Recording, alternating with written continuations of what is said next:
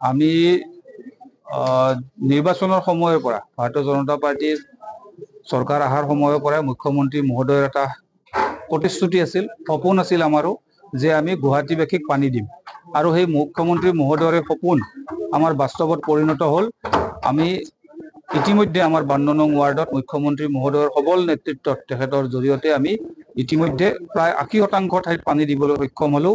আৰু 20% আমাৰ কিছু কাম অলপ সৰু সৰু বাইলেন, যেহেতু পাহাৰীয়া ৱাৰ্ড, প্ৰথম কিছু অংশ আমাৰ ৰৈ গৈছে, সেইখিনিও আমি ইতিমধ্যে অহা জানুৱাৰী মাহৰ প্ৰথম ভাগৰ পৰা আমি সেইখিনি কাম আৰম্ভ কৰিম। আৰু আমি আশা কৰোঁ যে এই মাৰ্চ মাহৰ আগত আমি সম্পূৰ্ণ ৱাৰ্ডত পানীৰ ব্যৱস্থা কৰিবলৈ সক্ষম হ'ম। আৰু আজি আমি যিখন আমাৰ ৱাৰ্ডৰ নামঘৰ, মন্দিৰ বা বিভিন্ন ধৰ্মীয় অনুষ্ঠান, মছজিদ আদিকে ধৰি বিভিন্ন ঠাইত আমি বিনামূলীয়া যিটো পানী যোগান আঁচনি, সেই পানী যোগান আঁচনি আমি মেয়ৰ মহোদয়ৰ উপস্থিতিত সমূহ ৰাইজৰ, নামঘৰৰ সভাপতি, সম্পাদক সকলো বিষয়ববীয়াৰ উপস্থিতিত ৰাইজৰ মাজত বিতৰণ কৰিলোঁ। আমাৰ বাবে আজি এটা বহুত ভাল দিন। আমি আজি প্ৰায় 40টাতকৈ অধিক ধৰ্মীয় অনুষ্ঠানত বিনামূলীয়া পানী যোগানৰ আঁচনিৰ যিটো শুভাৰম্ভ, সেই আঁচনি ইতিমধ্যে আজি আমি শেষ কৰিলোঁ। ধন্যবাদ। 52 নম্বৰ ৱাৰ্ডত আমি প্ৰায় 26 কোটি টকাৰ কাম কৰিছোঁ। ইতিমধ্যে আপোনাৰ চাগে ৰেকৰ্ডিং কৰিছে, আমাৰ পাৰিষদে কৈছে। আৰু বহু কিছু আছে, কাৰণ আগৰ দিনৰ চৰকাৰবিলাকে কৰা নাছিল, এইখিনি আমি কৰিবই লাগিব। আৰু কেইটামান আছে ৰাস্তা, এইটো বেলেগ কথা, কিন্তু আমি প্ৰায় 1400তকৈ অধিক আমি ৰাস্তা নিৰ্মাণ কৰিছোঁ। আৰু সেইকাৰণে আমি 60টা ৱাৰ্ডত বিভিন্ন ধৰণৰ কাম কৰিছোঁ। আৰু পাৰিষদসকলে আমাৰ বিভিন্ন ধৰণৰ কমিউনিটি হল, টয়লেট আমাৰ নিৰ্মাণ কৰিছে। আৰু পুৰণা ৰাস্তা যি আছে, আৰু নতুন ৰাস্তাও আছে, ইয়াতে বিভিন্ন নতুন মানুহ আহি বহিছে, সেইখিনি ৰাস্তা আমি বনাব লাগিব, সেইখিনি পৰৱৰ্তী সময়ত বনোৱা হ'ব।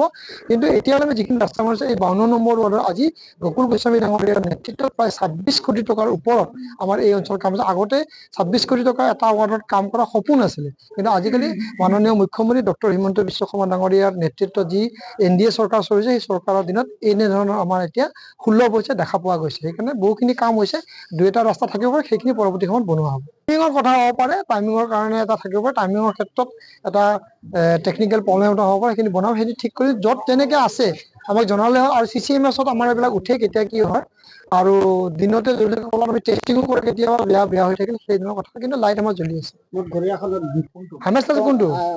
কংগ্ৰেছ চৰকাৰ দিনত যিকেইটা লগাইছিল, এতিয়া কিন্তু হাইমাছ লাইটটো হ'লে বেলেগ বস্তু। হাইমাছ লাইটটো হ'ল আমাৰ এটা আমি দিছোঁ আমাৰ এই হেৰিত, কি নাম এইটো, আমাৰ মঠগুৰি ৰাজহুৱা ফিল্ডত দিছোঁ। সেইটো এতিয়াও জ্বলি আছে, আৰু জ্বলি আছে। নাৰেঙ্গী খেলপথাৰত আছে, ক্ৰীড়া GMDৰ পৰা দিছে, চলি আছে আমাৰ গোটেইখিনি লাইট। আৰু যিবিলাকে কংগ্ৰেছ দিয়ে, BJP কথা নহয়, বহুতো লাইট বেলেগ কোম্পানীয়ে লগাইছিল, সেইবিলাক আমাৰ GMC তাতে হেণ্ডঅভাৰ হোৱা নাই। হেণ্ডঅভাৰ হ'লে নিশ্চয়কৈ লাগিব। পথ, পোহৰ, পানী আৰু পৰিষ্কাৰৰ ওপৰত কাম কৰি আছে যোৱা 22 চনৰ পৰা। সেইবাবে আমি ৰাস্তা ঘাট বহুখিনি নিৰ্মাণ কৰিছোঁ পাৰিষদসকলৰ সহযোগত, আৰু গুৱাহাটী পৌৰ নিগমৰ যি পুঁজি আছিল কৰিছিলোঁ। আমি পোহৰৰ ক্ষেত্ৰত আমি বিভিন্ন ঠাইত আমি লাইট লগাইছোঁ।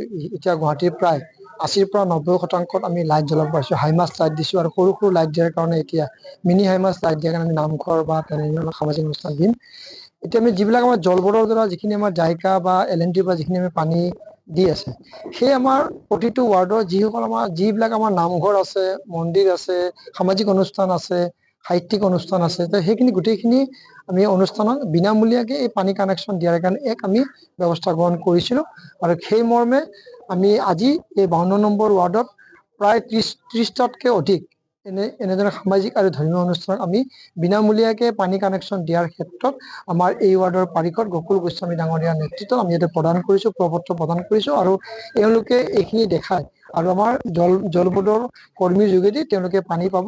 আমি সকলোৱে জানো যে নামঘৰ মন্দিৰত যোৱাৰ লগে লগে এটলিষ্ট আমি ভৰিখন ধুই পবিত্ৰতাত আমি সোমাব পাৰোঁ, তাৰ কাৰণে চিন্তা চৰ্চা কৰি, আৰু ভকতসকল বা আমাৰ বামুণসকলে যে পূজা পাতল কৰা দৈনন্দিন জীৱনত এই পানীটো বহুত আৱশ্যকতা আছে। সেইবাবে আমি এনেধৰণৰ সিদ্ধান্ত গ্ৰহণ কৰিছোঁ। আৰু সকলো পাৰিষদৰ নেতৃত্বত প্ৰায় গুৱাহাটীত 1200তকৈ অধিক আমি এনেধৰণৰ ধৰ্মীয় অনুষ্ঠানত, সামাজিক অনুষ্ঠানত এই ধৰণে আমি কানেকশ্যন দিয়াৰ কাৰণে ব্যৱস্থা গ্ৰহণ কৰিছোঁ। এতিয়া কিন্তু দেখা পোৱা